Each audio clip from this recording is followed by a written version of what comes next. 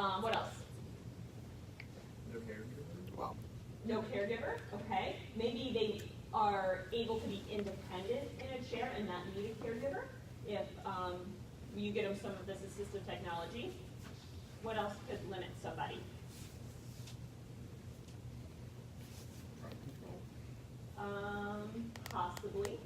Possibly, although if they have upper extremity control and they don't have trunk control, wheelchairs have seat belts and harnesses and things that can, lateral help that. How about tone? Maybe, right? How about endurance? Okay, so that's often a limiting factor. So if you have, somebody that, say they can wheel themselves 100 feet and they can get around their house fine and everything like that, but they're going to a job, they're going out shopping for themselves, they're going out about in the community, and this makes them independent, that's another consideration for power mobility. Okay, so there's lots of intricacies as you guys become clinicians. This isn't a course about when to get power mobility and when not. This is a course about look at all the cool gadgets we can put on a chair to allow somebody to be independent. So, so this is actually a front-wheel drive chair. There's going to be two different drive systems out there. It's a front-wheel drive, which means that the motors are in the front, big wheels in the front, and then you have a mid-wheel drive, which the motors are in the center, and then there's casters like this on each side. Those are the two main power bases out there. There used to be a rear-wheel drive, but they don't really handle very well in tight areas. That's why mid-wheel drives and front-wheel drives are taking over the market. So when I'm doing my evals, I work a lot with ALS patients, especially with the VA systems. Oh wait, before that, can you tell them your job position? Oh, and yes. Yes. Okay. I work for a company called Permobile. We've been making power wheelchairs for about 50 years. It's a company based out of Sweden. And I've been doing this for 23 or 24 years. I can't keep track anymore. But so I'm a manufacturer's rep, and the best way to explain it out there, because you're going to come across this, is that I'm actually Ford in Detroit, and I sell to the car dealerships. So that's who the vendor is that I'm selling to. Because a lot of times there's confusion. They think that I'm actually selling directly to the patient. I'm not. I'm actually making a product, and then we're selling it to the vendor, and the vendor is then billing the insurance and then taking care of the responsibilities to the patient ongoing as any repairs are needed or any kind of progression and need to actually change the seating or any kind of alternate drive system out there. Kind of follow up your lead. That works. So we're not actually working with Tommy. He may come in and demo, something, but we actually work with a vendor. What's the name of the vendor? Like Fletcher's or? Fletcher's, New Motion. Yeah. So they come in, they're the ATCs, they come in with us. Hopefully we're both involved in the evaluation of the patient and what works for them. And ultimately Tommy is telling us what's possible, what's out there, what's the newest, latest, and greatest, and all that kind of stuff. Yeah, and I'm usually setting up the chair to the patient I'm going to see. So I usually ask, like, what's the width, what's the, the seat depth, what we up against, can they drive with a joystick, and then we'll get into the alternate drive systems here. And this chair is really involved because it has pretty much every way you could drive a chair. I always let patients know, this is not going to be the final product because it looks very intimidating. It looks like the Bride of Frankenstein. But it allows me to do an eval successfully because I'm not going in there and going, you know what, you're probably better if you drive with your foot, but I don't have it set up on the chair, so let's set up for another eval. So I'm trying to actually predetermine what we need to do when it comes to putting a patient in a chair. And the whole key of this is to keep them independent. That's my job. How if you can move a part of your body, I can have you driving the chair and staying independent. So that's always my goal. So the term technically is like point of access is what we're looking for. So if you have somebody very, very involved, very weak, very spastic, maybe poor coordination, if you have ataxia at the upper extremity, right, and you're doing this, you can't drive a hand drive, right? If you don't have control of maybe your cervical muscles or anything below that because you have a very high level of spinal cord injury or there's some sort of other injury here, you may not be able to do a head array. You may have to do a sip and puff. So we need to find that point of access, and you wouldn't believe how awesome these guys are. I'll be like, they can literally adduct and adduct their leg. What can we do? You know, that's what I can see. Now, what can we do to make a chair to make it dry? They can use their eyes. What can we do to make it dry? They can move their thumb, you know, this much. Can you lighten up that sensor so that they can actually move the switch, that it doesn't have too much tension on it? They can pretty much do anything to kind of accommodate that point of access. And it's awesome when you're working on a team and they come in and you literally work with a patient over and over. And as soon as that person is independent and can drive down that hallway or around, or you know, if a TV is too loud, you know, somewhere and they can get to another room by themselves, it's amazing. The quality of life just skyrockets if they can have a choice of where they want to be. And a lot of it is positioning too. So I work with a lot of ALS vets out in California, and you know, I would sit there for about 2-3 hours, and it's really in the positioning where, you know, they have minimal movement, and I'm trying to place a mini joystick, which is a very easy access joystick. If any of us were going to drive it, we'd break it in a second. But for someone that has minimal movement, it's phenomenal. And it's really just placing it and moving around. We're talking millimeters of just messing with different spots, and then all of a sudden, boom, they're gone. They catch on, they're able to drive, they're independent. So really, a lot of it is in the positioning, and the seating also helps us have a positive and a positive outcome when it comes to driving the chair independently too.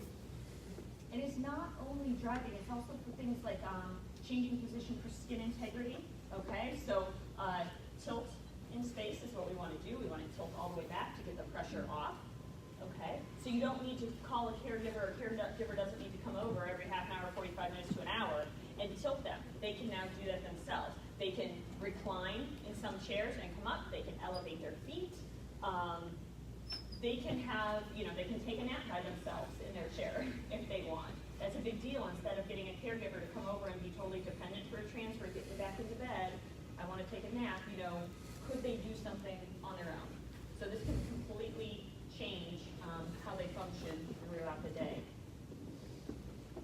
We can start playing it. Yeah. So this is, and we talked, we kind of brushed on like when you would look at a chair like this. This is what we, it's called a Group 3 chair, and you're looking at usually it's a high-level quadriplegic or neurological condition. We deal a lot with ALS, so they would look at a chair like this with power tilt, recline, elevating leg rests. And the thing is to, usually when I'm seeing the patients, they're driving the joystick. So this is sometimes how we start off. Sometimes they're more advanced and we don't have that capability. But everything on this chair, because the technology is changing drastically, these are all smart actuators, and this is, I call it a mini computer, because there's so much you can do in the programming of this, and how you can access things. So I'm actually seeing a vet tomorrow that we worked with,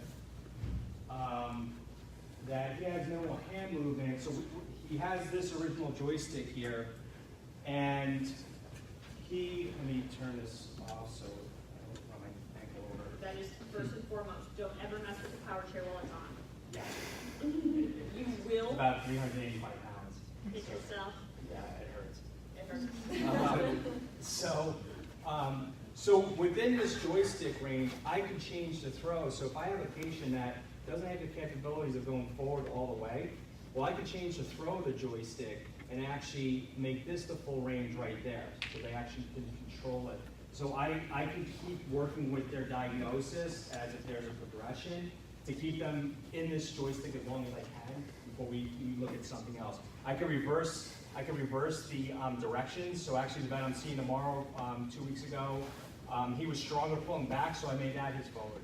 And his forward is in reverse. I could do left and right, and I could change all that stuff. Also, if we have hand tremors, I can control the sensitivity of the joystick.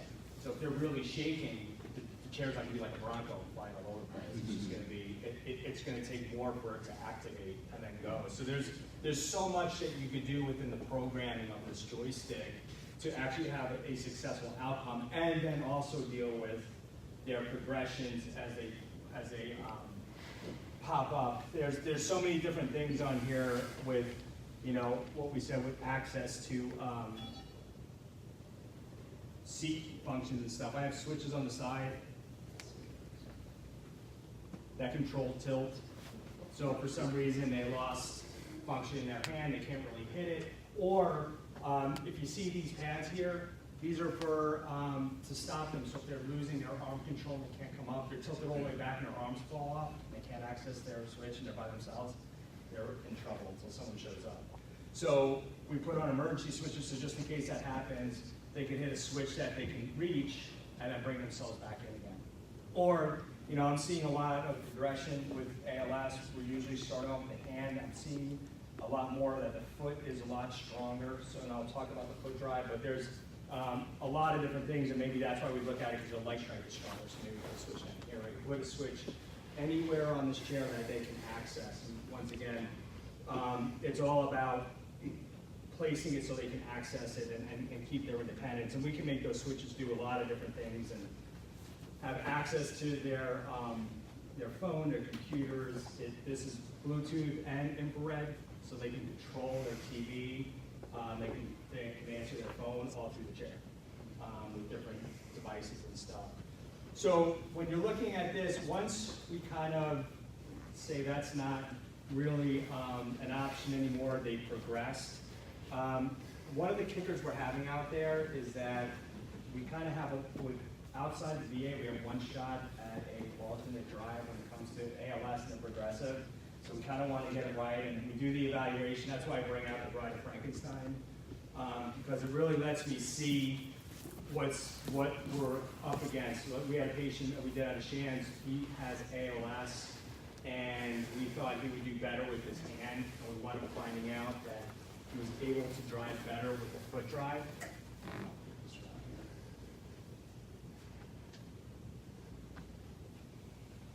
So, you know, once again, it's trying to eliminate what's out there and try to see what's going to be the best thing, because a lot of times you only have one shot at it, because insurances do lag, or they might, I don't know. You have one. Talk about that the next hour. Yeah. Okay. So anyway, it's a real world situation. So we have to really kind of almost get it right, so that they actually can stay independent and then keep working with their progression. How much is it shared with a joystick level like this? This one is about 35,000. 35,000. Insurance is not going to pay for another one.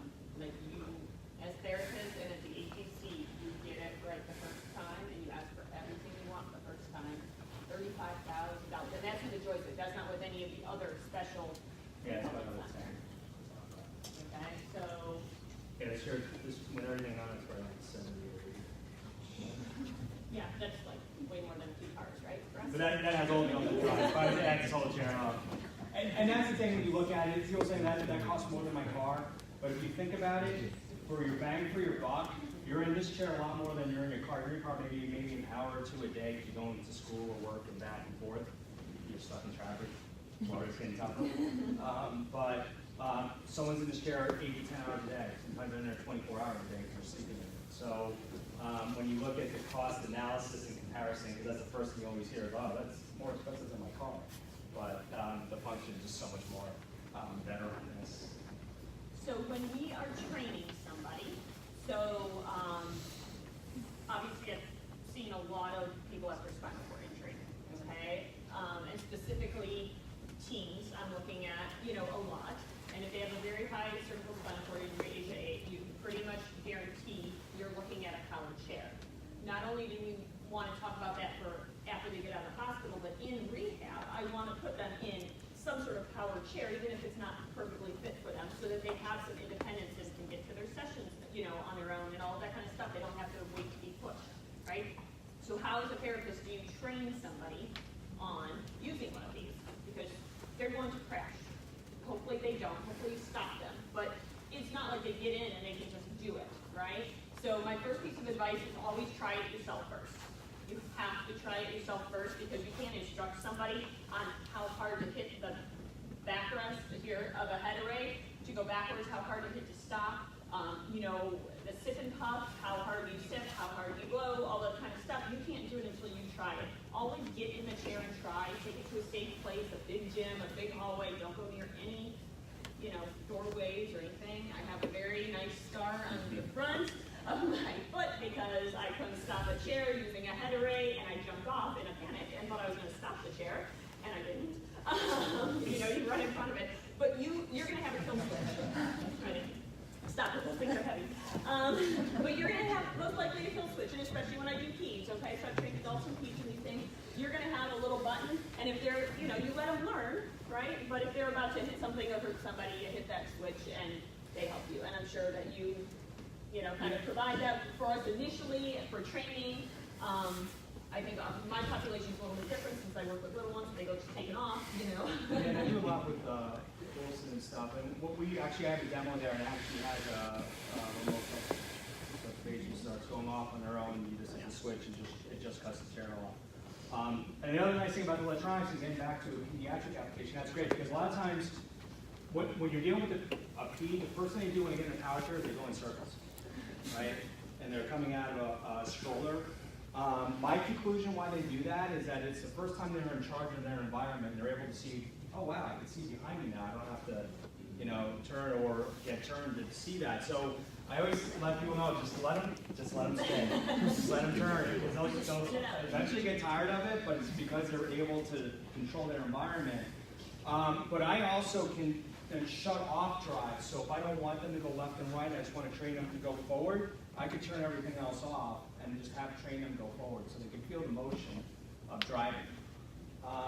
You know, and it's pretty amazing, especially on, I love doing peds. I mean, it's awesome when they jump in the chair and then the parents start crying and stuff. And it's the first time they have control of their own environment. But there's so much that we can do. We actually have another device where we can put a line on the ground and it will track on that line. So just once again, there's a lot of cool things out there when it comes to driving. And you guys will not know all of them. So you're going to ask the vendor. Just ask. Because we can't be in charge of what we do and keeping up on all this stuff. It changes like weekly or daily, I swear, some of the technology. I'm like, oh, that happens? So just ask. And just, you know your patient and their function and what works for them. You know, their right hand works, their left hand works, they have spasticity here, they can't use this one. If you know your patient and present that to all these people who are so much better trained in this stuff, work as a team. That's all I have to say, just work as a team.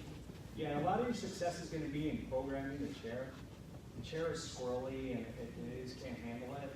I always go back and program it because it really does make a difference whether they're going to have a positive moment in the chair or a negative moment in the chair. It might be overwhelming. And all these chairs, whether it be our chair or our competitors' chairs, are all programmable. So I always set things down because a lot of times we'll hit the joystick and the chair will fly over. And then when you start getting into alternate drives, that's a whole different level. When it comes to front-wheel drives, they track straighter, so they're a lot great with switch drives, and we'll talk about what a switch and proportional means.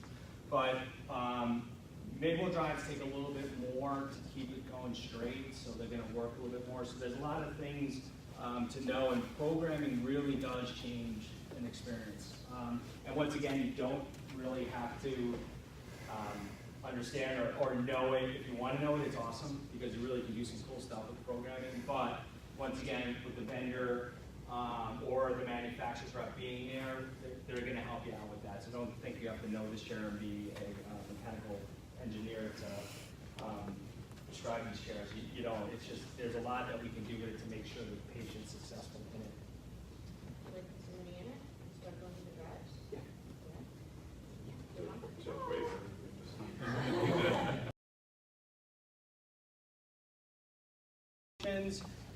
If he wants to access anything in his home, he can do that. His phone, all through this head array system. Scroll back and forth to go forward and reverse. We can set up to scan, meaning that a lot of times the last scenario for driving is scan, which is more of there's this display and it goes from forward, reverse, left and right, and you hit the switch and it actually activates the chair. That's the, like the last resort of driving. It's very cumbersome, but if it's the only way to stay independent. Yeah. Come on, you make the chair go to sleep. Just turn it off.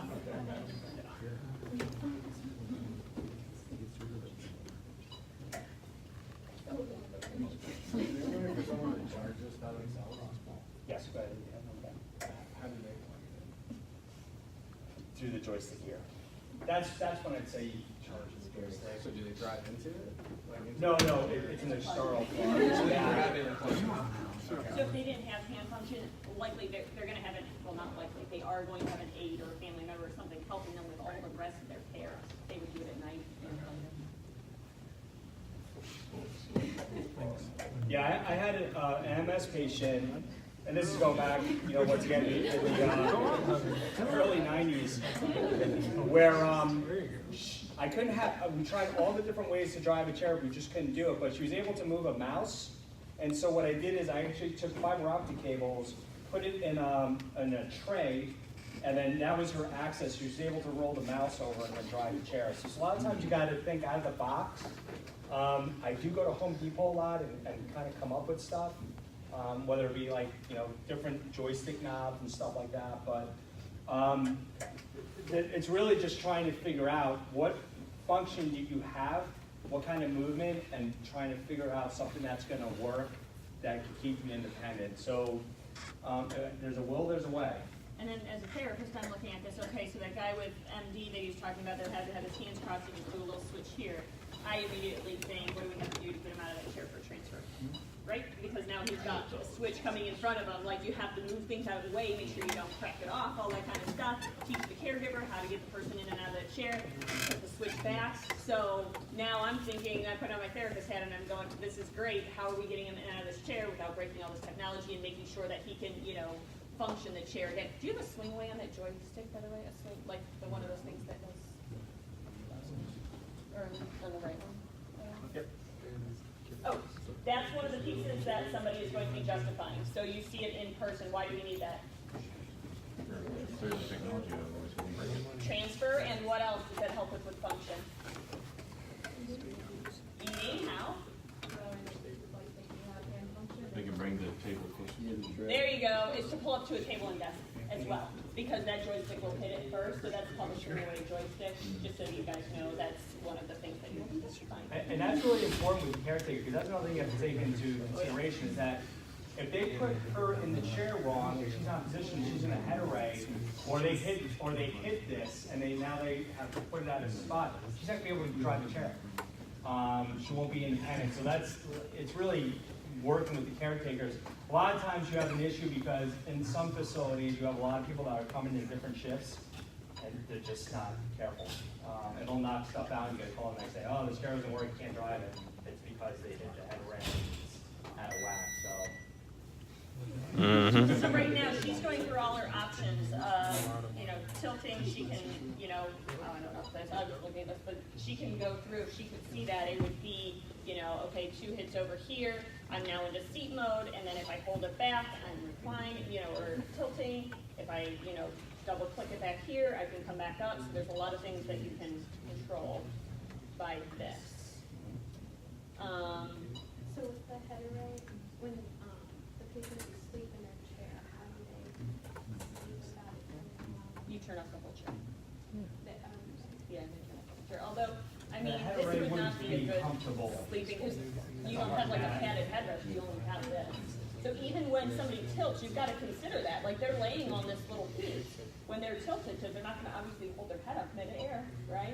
So they may be back there for a half an hour, and now their head is on it. So it's just something to consider. Certainly. Yeah, we see a lot of, we'll see ALS patients sleeping this. This is before they go into like a head array system or something. They'll have their regular headrest on there. And it's, it's like a lazy boy chair. It's very comfortable, and it's a lot easier because they don't have to exert their energy getting out of the chair. It's a comfortable sleep, and it's a lot easier on them. Also on their caretakers or their spouses. Any last minute questions? We do have to do our letter of medical necessity, so we'll take a few more. How long does it take to if you gotta replace parts or anything? From us, it comes quick. The key is insurance. How long does it take insurance, and then it goes to the vendor, and then how long does the vendor take? So, I don't know, when it comes to justification, it's about anywhere from 2 weeks to 30 days. You know, sometimes vendors will have loaners and will loan them a chair depending on the repair. But yeah, it's you know, everything has to be justified while you're doing it, right? You got to submit to insurance, you got to wait for the approval and come back, unfortunately. Yes? What kind of terrain can it go on? Like, as far as if someone wanted to like go somewhere that was rocky, or if they like wanted to go farm, or This chair here, and most of the chairs are like this, you know, they'll go over grass and stuff, depending on the drive. The front wheel drives handle better in off-terrain surfaces because you have a big wheel in the front. You don't have the small casters in the front. We have a mid-wheel drive, I just like front wheel drive better. There are what we call an upgrade to a more expensive base, it's Group 4, which has stronger motors, bigger tires, and more than capability. A lot of times I'm going out to their environment to make sure if it's going to work, because I hate to, you know, have them put them in something and then they can't go outside and enjoy themselves because they get stuck. If it's mud though, it's gonna dig them. All the chairs will. So you know, it really depends on their environment. Yes. How do they handle curves? Usually rated about a 2.5 to 3 inch threshold. Technically, Medicare views this as in-home use only. They don't view it, yeah, in-home use only. So they don't view it as, they don't really care if you could drop a 20-inch curve because it's only supposed to be used in the home. But they're starting to lax up on that because they realize that they are using them outdoors and they can do that. So, you know, depending on the chair, it's anywhere from 2.5 inch threshold to 3.5. You mentioned earlier that some models now have a line on the floor that could fall out. Mhm. Is that a common home adaptation you We made, did- or we is did- it kind of experimental? We did that for our P chairs. I'm not sure if we even still have it anymore, but I know we did have it when I was with them West, because I was Is with it them. a training thing or is Yeah, it? is it- Yeah, is it mainly it's just for training? training. Yeah, it's so- mainly for training, so they can feel the Yeah. motion of the chair. It's pretty amazing, because we deal with some method efficient patients and stuff, and it's really cool to see them trying to problem solve things. And it really, I mean, power driving is really great for those patients, because they really do have to problem solve. You know, we also see it with stroke patients. I'm doing work with some stroke patients at Brooks, and it's really cool seeing them problem solve. It's like, oh no, they're going to crash in the wall, and they know where they're going and they're figuring it out. So, you know, the therapists know that's so good for their mind. Do you know what's so cool? Okay, so this is a little bit off topic, but has anybody heard of Go Baby Go? Basically, it's taking like those ride-along